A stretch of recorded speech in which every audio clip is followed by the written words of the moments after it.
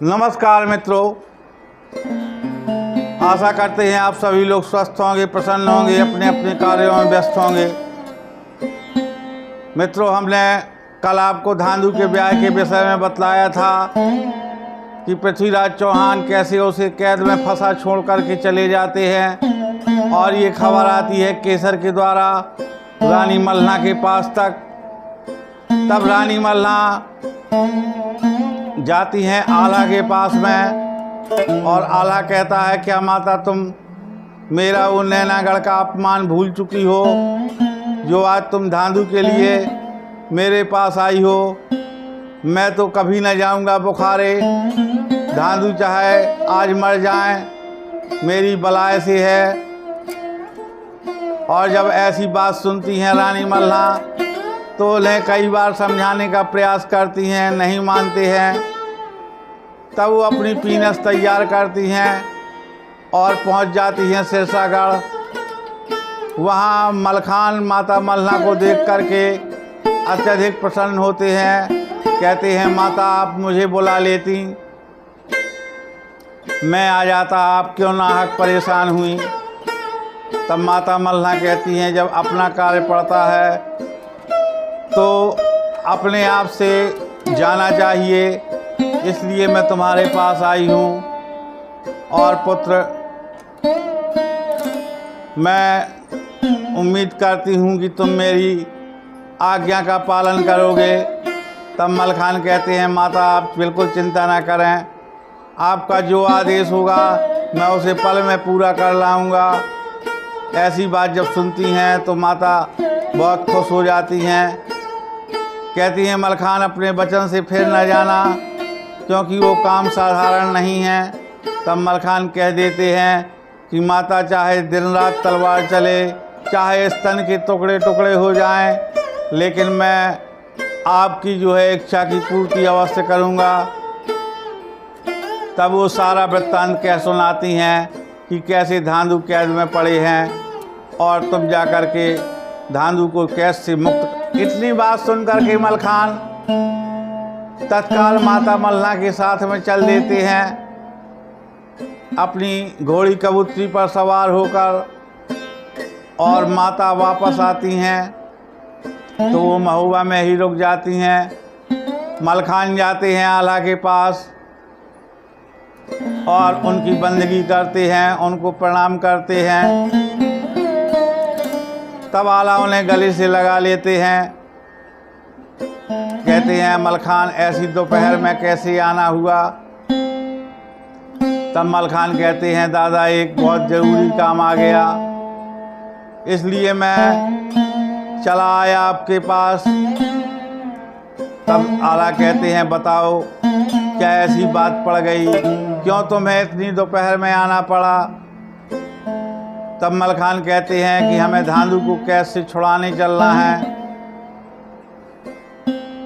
तो आला बिफर पड़ते हैं, बोले मैंने पहले ही माता से कह दिया है कि मैं धांधु के लिए एक पग नहीं दूंगा, और अब तुम आए हो तो मैं तुमको भी जवाब बताए देता हूँ कि मैं धांधु को कैद से छुड़ाने नहीं जाऊंगा। क्या भूल गए तुम नैनागढ़ का वो अपमान, जब धांधु ने मेरे सिर से मोर छीन ली थी, हाथों का कंगन छुड़ा लिया था, जामा और पैजामा सब ले लिया था। तब मलखान कहते हैं, भाई वो हमारे घर का झगड़ा था, लेकिन आज ऐसे में जग हंसाई होगी कि बनाफरों का भाई कैद में पड़ा हुआ है और बनाफरों ने कुछ नहीं कर पाया।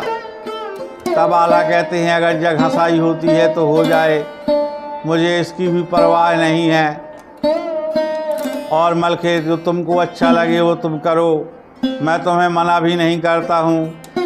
तब मलखान क्रोध से आग बबूला हो जाते हैं, कहते हैं आला दादा मुझे आपसे उम्मीद नहीं थी कि आप ऐसी विषम स्थिति में ऐसी बातें करेंगे, लेकिन मेरे लिए तो जैसे आप हैं वैसे ही धांधु भैया है, क्योंकि आप भी मेरे मौसी के लड़के हैं और धांधु भी मौसी का लड़का है, इसलिए मेरे लिए दोनों लोग बराबर हैं।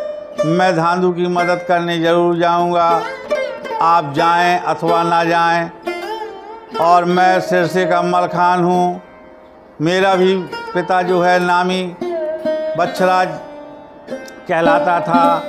मैंने तलवार आपके बल पर नहीं बांधी है। यानी कि वो काफ़ी क्रोध में आ जाते हैं। उसी समय आ जाते हैं ऊदल। तब ऊदल कहते हैं, आला दादा, मलखान भैया की बात इस समय सही है और आप जो है अपना गुस्सा थूक दें और चलें सभी के साथ में। तब भी आला मना करते हैं। तब ऊदल कहता है, ठीक है भाई, अगर आप नहीं जा रहे हैं तो ना जाएं, लेकिन मैं तो जाऊंगा और मेरी आधी सेना जाएगी।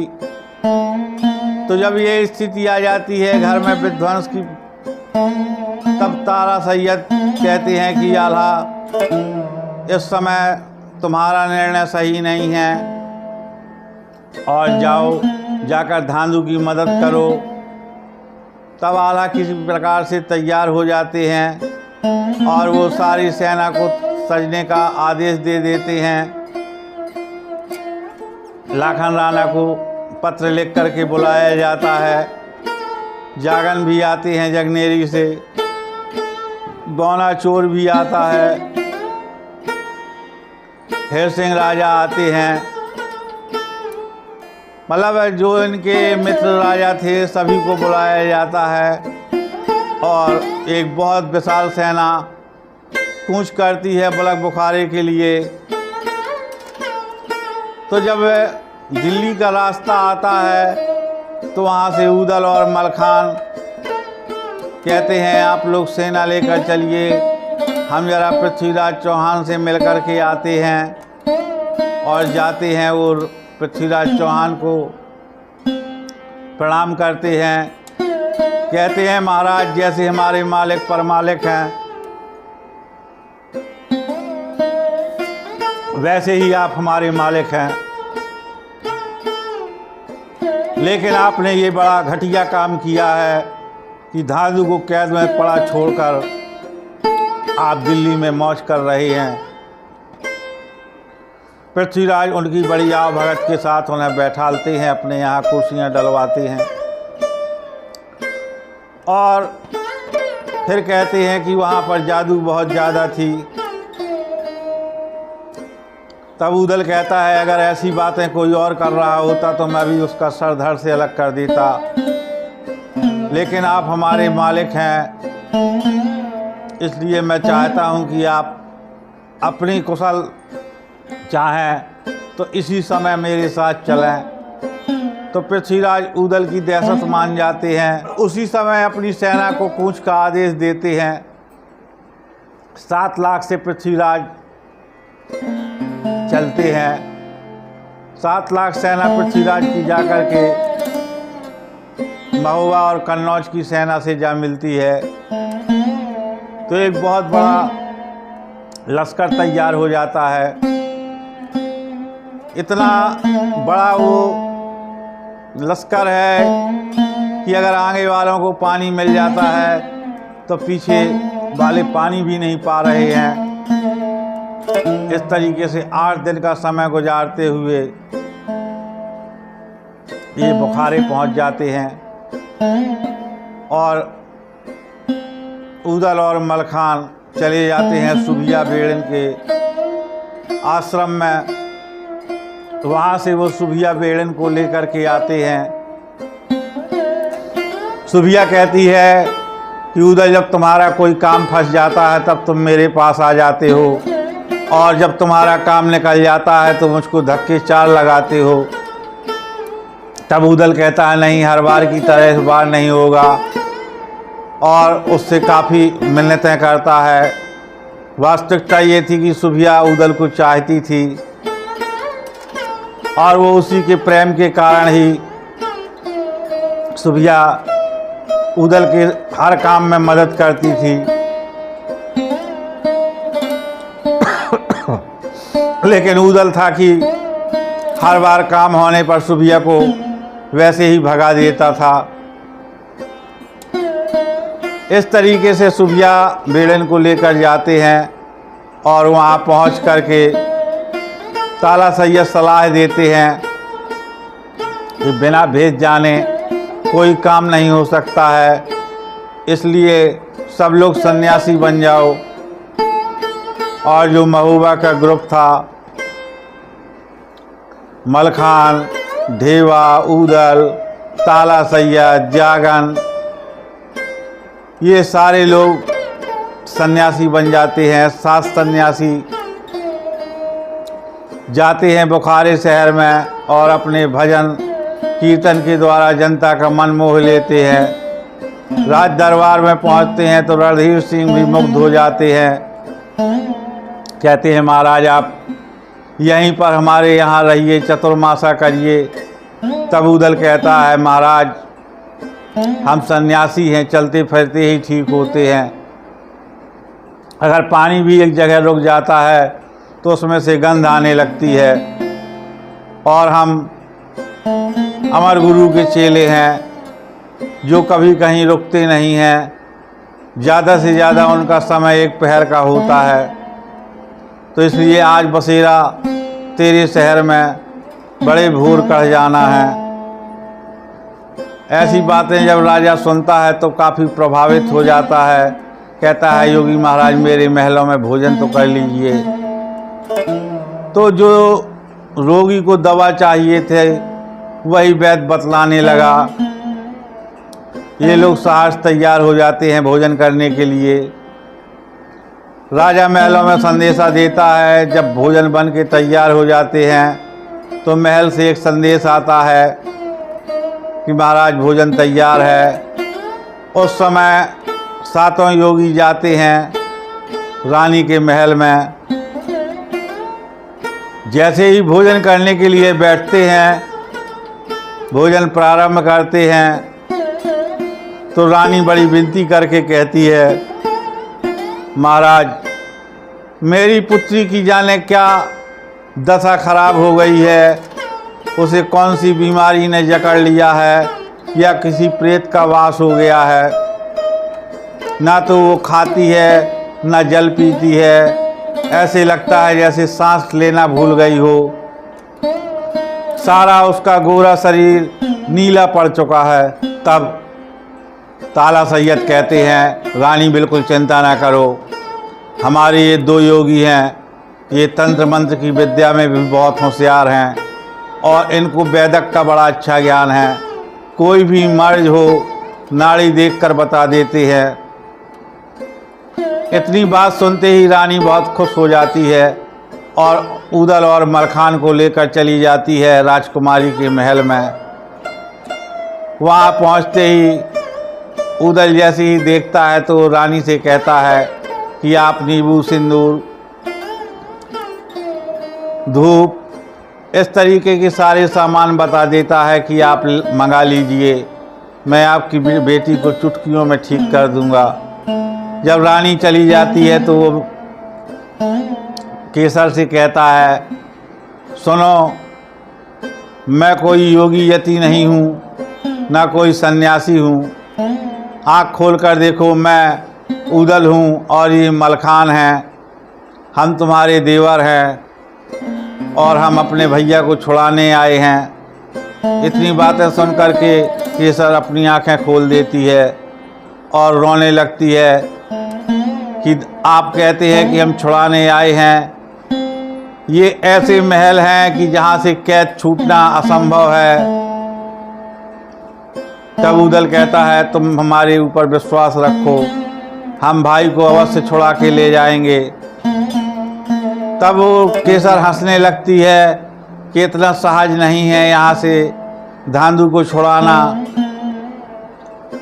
तब ऊदल कहता है आप बताइए क्यों नहीं छुड़ा सकते हैं। तो कहती है मैं भेद ऐसे नहीं बताऊंगी, आप गंगा की कसम खा लें कि मेरा विवाह धांधु के साथ जरूर होगा, तब मैं आपको भेद बता सकती हूँ। ऊदल तत्काल में गंगा की सौगंध लेते हैं। तब वो उनको सारा भेद बता देती है कि हमारे भाई दिलीप सिंह की जो तलवार है उसका क्या प्रभाव है, गेंदा तमोलन है उसका क्या प्रभाव है, धांधु किस कैद खाने में पड़े हुए हैं ऐसे सारी बातें बताती है और वो तलवार ला करके दिलीप सिंह वाली उदल को दे देती है। उदल उस तलवार को पाकर बड़ा प्रसन्न होते हैं और अपने कपड़ों में छिपा करके ले जाते हैं और वहाँ से सीधे पहुँचते हैं वो धांधु की काल कोठरी में। उस समय वहाँ कोई पहरेदार नहीं था, केवल जंजीरों से वो फाटक जकड़ा हुआ था। उदल सारी जंजीरें तोड़ देते हैं और धांधु को कैद से बाहर निकाल लेते हैं और जोगिया वस्त्र पहना करके धांधु को अपने साथ में ले जाते हैं और जा कर के पृथ्वीराज से कहते हैं, देखो तुम जिस धांधु को कैद में छोड़ गए थे, हम थोड़ी देर में साथ लेकर आ गए। पृथ्वीराज बहुत शर्मिंदा हो जाते हैं। ये धांधु को जो है देवी बना करके बुखारे शहर से 1.5 कोस की दूरी पर एक मंदिर में बैठाल देते हैं और वहाँ आला पुजारी बनकर बैठ जाते हैं, ताला सैयद गुरु बन करके बैठ जाते हैं। इस तरीके से ये मंदिर का एक रूप बना देते हैं और तब उदल और मलखान जाते हैं फिर राज दरबार में। तो जब से ये केसर को ठीक कर गए थे तो राज दरबार में इनका काफ़ी प्रभाव बन चुका था। राजा इनको देखते ही चरण वंदना करते हैं और कहते हैं, योगी आप भले आए, मैं आपके गुरु से गुरु दीक्षा लेना चाहता हूँ। तो उदल कहते हैं, हमारे गुरु ऐसे तो दीक्षा नहीं देते हैं, लेकिन फिर भी चलिए, शायद अगर आपके ऊपर माँ की कृपा होगी तो अवश्य आपको दीक्षा देंगे। ऐसा कहकर के उदल अपने साथ ले आते हैं। राजा पूजन की बहुत सारी सामग्री साथ में लाते हैं और वहाँ जा कर के जो धांधु देवी बने बैठे हैं उनकी आरती करते हैं, पूजा का सारा सामान चढ़ाते हैं और बार बार चरण वंदना करते हैं। उसके बाद ताला सैयद के पास पहुँचते हैं। तब ताला सैयद कहते हैं, ठीक है, तुम्हारा भक्तिभाव देखकर हम प्रसन्न हैं, और वो उनकी चोटी काट करके अपना शिष्य बना लेते हैं। मलखे उनको मंत्र सुना देते हैं। उसके बाद उदल कहता है, बंदी बना लो इस पे। तो राजा रणधीर सिंह को वहीं बंदी बना लेते हैं और वापस आ जाते हैं अपने तंबुओं में। बताते हैं कि देखो तुमने कैसे धांधु के पैर पूज दिए हैं, अब तुम 10 बार इनकार करो, लेकिन जो पैर पूज चुके हो तो बिना पूजे नहीं होंगे। और रणधीर सिंह को कैद में डाल देते हैं। फिर एक पत्र लिखते हैं। तब राजकुमार दिलीप सिंह और कनक सिंह अपनी सारी सेना लेकर के आते हैं। जब वो तलवार के लिए जाते हैं महल में, तब वो तलवार नहीं मिलती है। तब वो हताश निराश होकर के गेंदा तमोलिन को साथ में लेते हैं और आ जाते हैं युद्ध भूमि में। कुछ देर युद्ध चलता है और जब बुखारी की सेना के पैर उखड़ने लगते हैं तो वो गेंदा से कहते हैं कि अब तुमसे कुछ करते बने तो करो, नहीं तो हम लोग तो मारे ही जाएंगे। तब गेंदा तमोलिन अपनी झंडी घुमा देती है और पूरा दल मेढ़ा बकरा बगला बनने लगता है। उसी समय उदल सुबिया बेड़न को बुलाते हैं। कहते हैं, देखो सुबिया, तुम्हारे होते क्या अनर्थ हो रहा है। और सुबिया सारा जादू काट देती है उसका। फिर उदल से कहती है कि जाओ इसको तुम जान से मार डालो। तब उदल कहता है, नहीं, औरत पर हाथ न चलाऊंगा, नहीं तो युद्ध स्थल में तलवार धोखा देगी।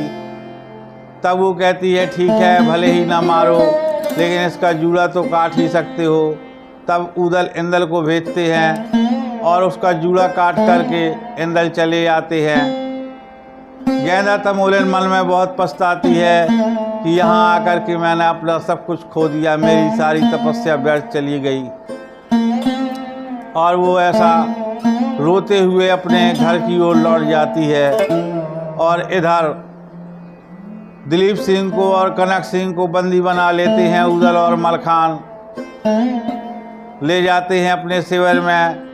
तब महाराज रणधीर सिंह बड़ी अधीनी स्वीकार कर लेते हैं, बड़ी दीनता से कहते हैं, आल्हा तुम सब लायक हो, हम नालायक हैं जो हमने तुमसे रार ठानी। अब आप हमें अपना करके छोड़ें, हम टैक्स हमेशा महोबा भेजते रहेंगे।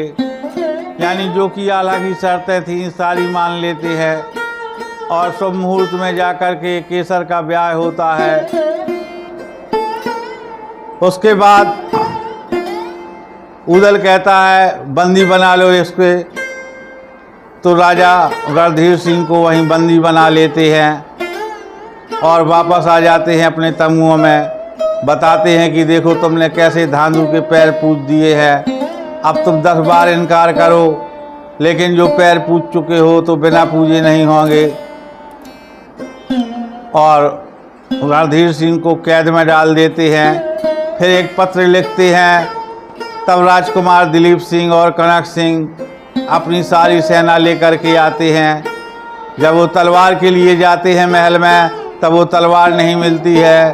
तब वो हताश निराश होकर के गेंदा तमोलिन को साथ में लेते हैं और आ जाते हैं युद्ध भूमि में। कुछ देर युद्ध चलता है और जब बुखारी की सेना के पैर उखड़ने लगते हैं तो वो गेंदा से कहते हैं कि अब तुमसे कुछ करते बने तो करो, नहीं तो हम लोग तो मारे ही जाएंगे। तब गेंदा तमोलिन अपनी झंडी घुमा देती है और पूरा दल मेढ़ा बकरा बगला बनने लगता है। उसी समय उदल सुबिया बेड़न को बुलाते हैं, कहते हैं देखो सुबिया तुम्हारे होते क्या अनर्थ हो रहा है। और सुबिया सारा जादू काट देती है उसका। फिर उदल से कहती है कि जाओ इसको तुम जान से मार डालो। तब उदल कहता है नहीं, औरत पर हाथ न चलाऊंगा, नहीं तो युद्ध स्थल में तलवार धोखा देगी। तब वो कहती है ठीक है भले ही ना मारो लेकिन इसका जूड़ा तो काट ही सकते हो। तब उदल इंदल को भेजते हैं और उसका जूड़ा काट करके इंदल चले आते हैं। गेंदा तमोलिन मन में बहुत पछताती है कि यहाँ आकर के मैंने अपना सब कुछ खो दिया, मेरी सारी तपस्या व्यर्थ चली गई। और वो ऐसा रोते हुए अपने घर की ओर लौट जाती है। और इधर दिलीप सिंह को और कनक सिंह को बंदी बना लेते हैं उदल और मलखान, ले जाते हैं अपने शिविर में। तब महाराज रणधीर सिंह बड़ी अधीनी स्वीकार कर लेते हैं, बड़ी दीनता से कहते हैं, आल्हा तुम सब लायक हो, हम नालायक हैं जो हमने तुमसे रार ठानी। अब आप हमें अपना करके छोड़ें, हम टैक्स हमेशा महोबा भेजते रहेंगे। यानी जो कि आल्हा की शर्तें थीं सारी मान लेते हैं और शुभ मुहूर्त में जाकर के केसर का ब्याह होता है। इस प्रकार से विवाह संपन्न हो जाता है और धांधू को महोबा ला कर के सब संस्कार किए जाते हैं। बहुत बहुत धन्यवाद।